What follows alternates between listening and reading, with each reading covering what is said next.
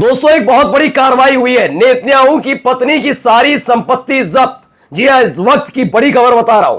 जहां एक तरफ बेंजामिन नेतन्याहू अमेरिका की मदद से बड़ी बड़ी डींगे हाँक कर गजा पर कब्जा करने की सोच रहे थे, लेकिन वहीं दूसरी तरफ एक बहुत बड़ी स्ट्राइक हुई। स्ट्राइक का मतलब बेंजामिन नेतन्याहू अब कंगाल हो गए। उन्होंने अपनी पत्नी के नाम पर बहुत बेतहाशा संपत्ति इकट्ठा की थी, लेकिन अब उस संपत्ति को जब्त कर लिया गया है। इस एक खबर ने बेंजामिन नेतन्याहू को बेचैन कर दिया है। कहां यह कार्रवाई हुई, क्या कुछ प्लान था बेंजामिन नेतन्याहू का, सब खुलकर सामने आ गया है। इसी के साथ अब आपको दिखाऊंगा फिलिस्तीन के अंदर, गजा के अंदर कैसे फिलिस्तीनी रो रहे हैं खाने के लिए, पानी के लिए, इलाज के लिए, लेकिन अकेले वो नहीं है। आज आपको दिखाऊंगा एक इजरायली सोल्जर तड़प तड़प कर कह रहा है कि नेतन्याहू हमें खाना दो, और ये इजरायली सैनिक है, फिलिस्तीनी नहीं। इसके अलावा एक जगह बड़ा हमला हुआ है, वो हमले की तस्वीरें आज आपको दिखाने जा रहा हूं। कहां ये बड़ा हमला हुआ। नमस्कार, मैं हूं प्रज्वल गौतम और आप देख रहे हैं टाइम्स एक्सप्रेस। शुरुआत में करने जा रहा हूं इस खबर के साथ। देखिए, यही है बेंजामिन नेतन्याहू की पत्नी। हाल ही में सार्वजनिक तौर पर शायद पहली दफा लोगों ने शायद देखा हो उन्हें, तब जब ये अभी अमेरिका गई थी, व्हाइट हाउस नेतन्याहू के साथ, अपने पति के साथ गई थी। डोनाल्ड ट्रंप से मुलाकात हुई थी। उस समय काफी चर्चा इसलिए भी हुई थी क्योंकि जहां यह मुलाकात हो रही थी उसी के ठीक सामने, अंदर मुलाकात हो रही है, व्हाइट हाउस के ठीक सामने खड़े होकर लोगों ने नेतन्याहू के पुतले पर जूते मारे थे, याद है। और अब देखिए इनके खिलाफ एक तगड़ी कार्रवाई। खबर क्या है, नीदरलैंड ने यह कार्रवाई कर दी। अब सोचिए क्या किया जा रहा था। बेंजामिन नेतन्याहू कहां के हैं, इजराइल के प्रधानमंत्री, और जमीनें कहां खरीदी जा रही हैं, ये जमीनें खरीदी जा रही हैं नीदरलैंड में। यानी बेंजामिन नेतन्याहू को पहले से पता था कि ज्यादा दिन इजराइल में रहना सुरक्षित नहीं है, इसीलिए नीदरलैंड में अपनी पत्नी के नाम पर बेतहाशा संपत्ति खरीदी। लेकिन अब जब पूरी तरह से बेंजामिन नेतन्याहू घिर गए, हर एक देश फिलिस्तीन को मान्यता देने जा रहा है, ऐसे में नीदरलैंड वो देश है जिसने तगड़ी कार्रवाई की है।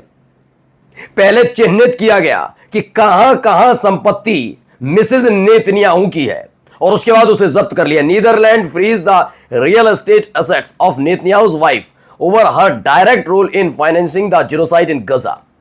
बताया गया हम परिवार के ऊपर कोई कार्रवाई नहीं करते, लेकिन चूंकि बेंजामिन नेतन्याहू की पत्नी भी इसमें इन्वॉल्व है, खबर यह निकल कर आई कि फाइनेंस के जुगाड़ अलग अलग तरीके से बेंजामिन नेतन्याहू अपनी पत्नी के नाम पर कर रहे हैं, जिसका इस्तेमाल गजा में जेनोसाइड के लिए हो रहा है। इसीलिए जैसे ये खबर निकली उसके फौरन बाद ये कार्रवाई हुई है। अब बेंजामिन नेतन्याहू की पत्नी के खिलाफ ये कार्रवाई हुई है। The move came amid mounting calls to expel Israeli and block Tel Aviv access to Europe financial system. दरअसल ये खबर ऐसे वक्त में आई है जब पहले ही नीदरलैंड ने धक्के मारकर इजराइल को के सैनिक, जो इजराइल के जो दूत है, राजदूत, उन्हें भगा दिया, और उसके साथ साथ अपने यहां से सारे संबंध खत्म कर लिया। अब देखिए इस लड़के को, देखिए कैसे रो रहा है। עקב מערבות גדעון הזאת שהבאתם עלינו נגמר לי האוכל והשתייה, אם לפני כן כן היו נותנים לי קצת।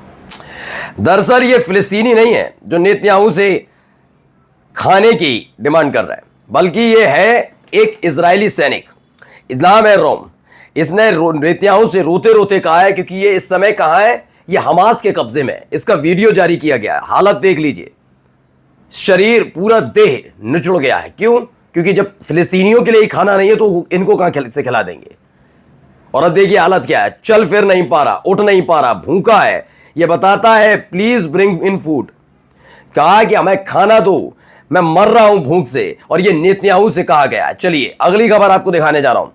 इजराइल विड्रॉ, कहां से, अपने डिप्लोमेट्स और एम्बेसडर्स जो हैं, डिप्लोमेट्स और दूत, जो दो राजदूत दोनों बुलाए हैं यूएई से। खबर यह है कि यूएई में एक बड़ा हमला इजराइल के दूतावास पर हो सकता है। इसे देखते हुए उसने एहतियातन क्या किया, पहली फुर्सत में अपना दूतावास वहां बंद कर दिया। सारे डिप्लोमेट्स बुला लिए, सारे जो इनका एक राजदूत था उसे बुलाया, डिप्लोमेट्स सबको बुला लिया, वापस आ जाओ। एक बड़ा हमला यूएई में इजराइल के दूतावास पर हो रहा है, होने वाला है, ऐसी खबर निकलने के फौरन बाद। आइए अगली खबर। स्लोवेनिया ने एक बड़ा झटका दिया इजराइल को। झटका यह कि वो लगातार आर्म डील इसके साथ चल रही थी। स्लोवेनिया लगातार इजराइल को हथियार उपलब्ध कराता था। अब उनका कहना है कि नहीं, अब हम किसी भी तरह का ना आयात करेंगे ना निर्यात करेंगे। ना हम एक्सपोर्ट करेंगे, ना हम इंपोर्ट करेंगे, ना हम किसी तरह का हथियार लेंगे और ना किसी तरह का हथियार देंगे इजराइल को। यह एक तगड़ा झटका है जब इजराइल को बहुत हथियारों की जरूरत है। अब आइए एक एक करके जरा धमाकों की तस्वीरें देखते चलिए। ये पहली वीडियो, ये अलग अलग वीडियोस आपको दिखाता चल रहा हूं। ये वीडियो निकलकर सामने आई, धुआं उठता हुआ नजर आ रहा है।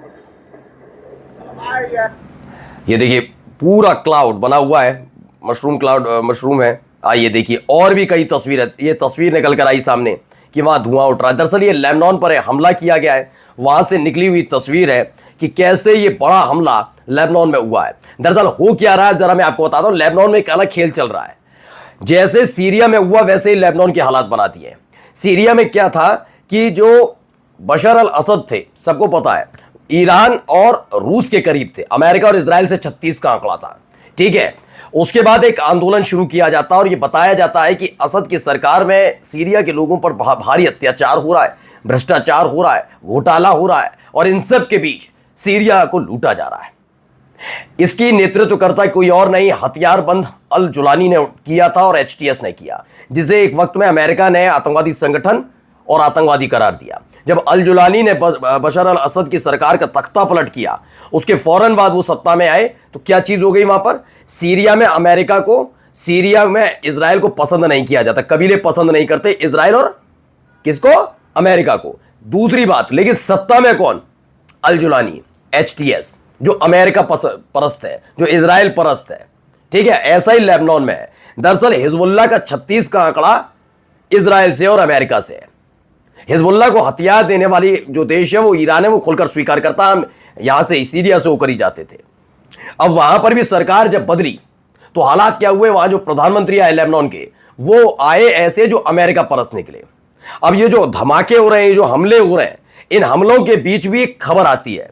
लेबनान के प्रधानमंत्री कहते हैं हिजबुल्लाह से कि तुम अपने हथियार छोड़ दो और सारी जिम्मेदारी लेबनान की सरकार और लेबनान की सेना की है, वो देश को बचा लेगी। ये देश बचाया जा रहा है। हालत देखिए, ये हालत देखिए। एक एक करके और तस्वीरें, वीडियो दिखाता हूं, एक और वीडियो देखिए। देखिए कितना बड़ा धमाका है, अलग अलग वीडियोस इसीलिए आपको दिखा रहा हूं। ये उठता हुआ धुएं का गुबार बता रहा है ये हमला कितना बड़ा रहा है। अभी आगे एक और देखिए वीडियो, ये भी वीडियो निकल कर आई सामने। ये लेबनान में अलग अलग जगह जो धमाके हुए वहां की तस्वीरें हैं। बताइए, ये लेबनान की सरकार अपने देश को बचा रही है। मैं ये नहीं कहता कि लड़ाका संगठन का खोलकर सपोर्ट है या क्या है, ये मैं नहीं कहता। यह सबका अपना अपना राय है, अपने अपने तरीके से लेकर चलिए। लेकिन यह बात भी हकीकत है कि जब जब अपने देश पर कोई विपत्ति आती है तो उस देश के नागरिक अगर हथियार उठाते हैं तो दूसरों के लिए कुछ भी हो सकते हैं, लेकिन वो अपने देश के लिए हीरो होते हैं। हिजबुल्लाह देखिए, हिजबुल्लाह अगर अभी यहां से चला जाए तो इजराइल क्या करेगा लेबनान का आप खुद समझिए। देखिए एक और धुआं उठती हुई तस्वीर है, एक और वीडियो देखिए, काला धुआं। ये बहुत बड़े बड़े हमले वहां पर किए गए। यानी कुल मिलाकर आप समझिए लेबनान, सीरिया, गजा, वेस्ट बैंक, हर जगह कब्जा करना चाहता है इजराइल, लेकिन खुद बेंजामिन नेतन्याहू की पत्नी की संपत्तियां जब्त हो रही हैं। हो गया कंगाल नेतन्याहू। नमस्कार।